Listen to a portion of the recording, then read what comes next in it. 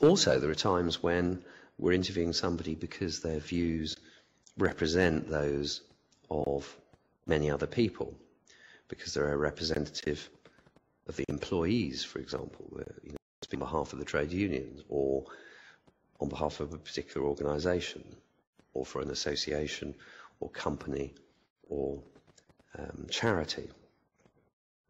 So what about these spokespeople or representatives? What are their quotes adding? And although that's a rhetorical question, feel free to contribute. I mean, at this point, there's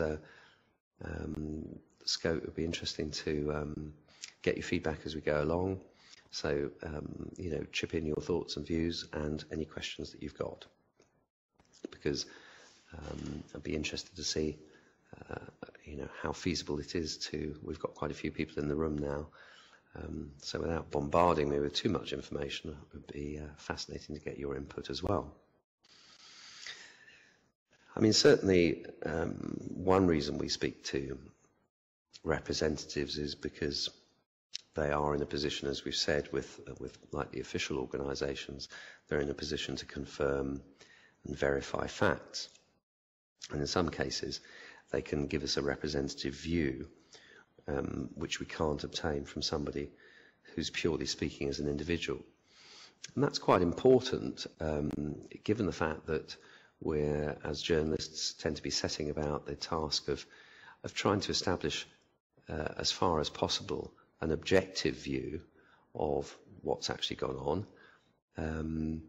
And obviously every individual that we speak to is only giving us perhaps their sort of very specific personal view, which is fine. And as you know, I mean, often newspapers and broadcasters like to use the vox pop, the sort of the view of the man in the street. Here's a big issue that's affecting people's lives, like the credit crunch or whatever. Let's just speak to a random selection of individuals of different ages and different sections of the community and see what they think on something.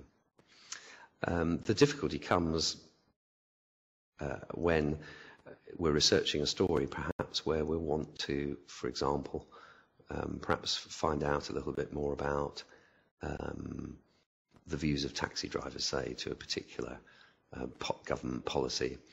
And of course, you could go along to a taxi rank and speak to the first taxi driver in the rank, but whatever they say is only going to be one man's or woman's view.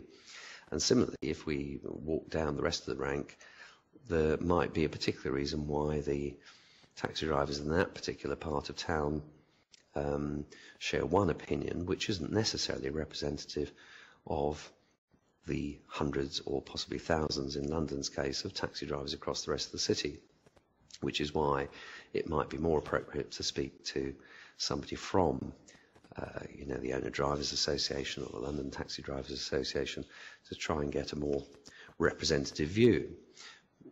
Those representatives, whether it's of lobbying groups or a motoring organisation or a government department or whatever, are authorised effectively to give us a view on behalf of an official body or a group of workers.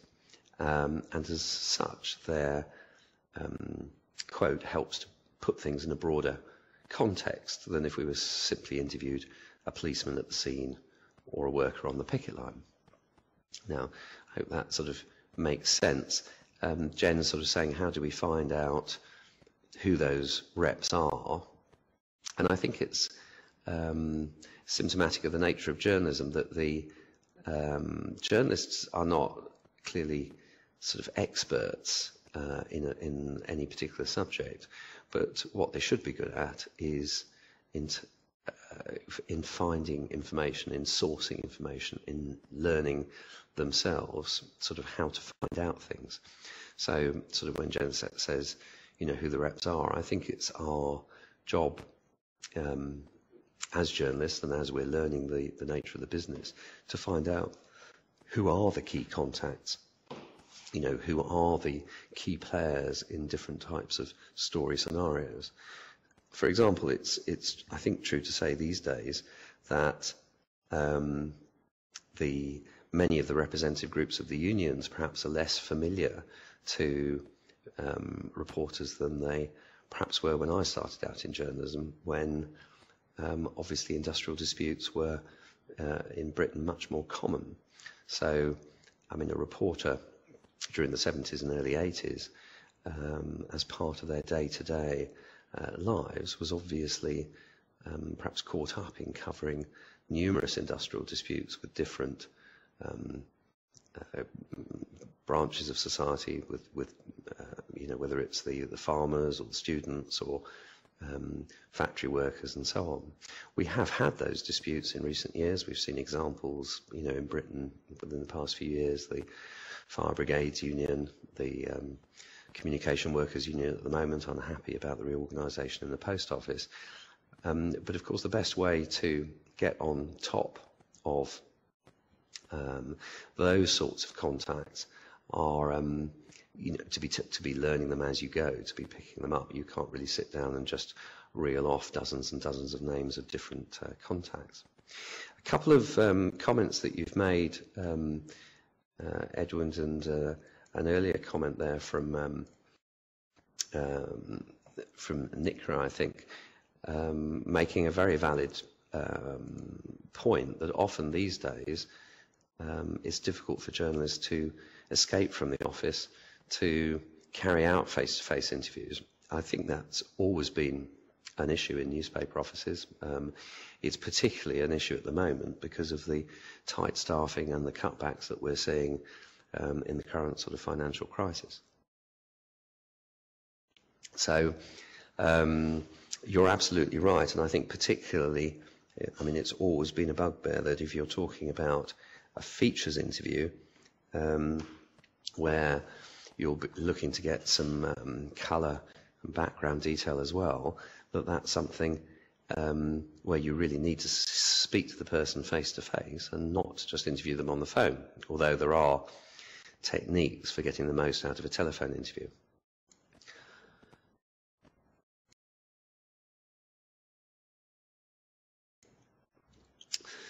Bear with me a moment, I was just coughing there and trying not to deafen you all. I mean, let's come back to that point, because you mentioned about concern about telephone interviews, but obviously a lot of the time we are actually perhaps fact-checking or asking fairly straightforward questions. So you know, we're not looking to interview people for long periods of time, perhaps on a news story, and we need to speak to multiple sources. So often in those circumstances, it does make sense to be picking up the phone. I mean, typically, I mean, let's look at the sort of scenario that we might, you know, sort of discuss in class of a breaking news story.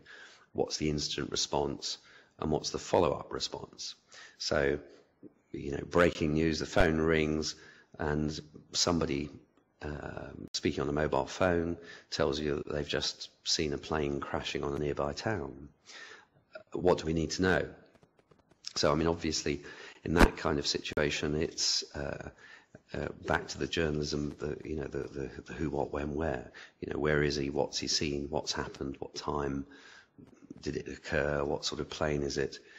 And depending on the answers to those questions, we may also be thinking through the follow-up questions. You know, has he seen emergency services at the scene? Can he give us, you know, are there any signs that anyone survived? Did he see which company owned the plane? That kind of thing. Sometimes there's going to be practical questions too, sort of very early on in that kind of scenario. We'd want to know his name and, of course, his phone number in case he gets cut off, because otherwise we're looking a little bit stupid that we can't phone him back because we don't know what the number was. Has he taken any pictures? Obviously, all forms of the media these days are very conscious of sort of pollination, the fact that readers are sending in sort of pictures and video clips and so on, so that often when there has been a major event,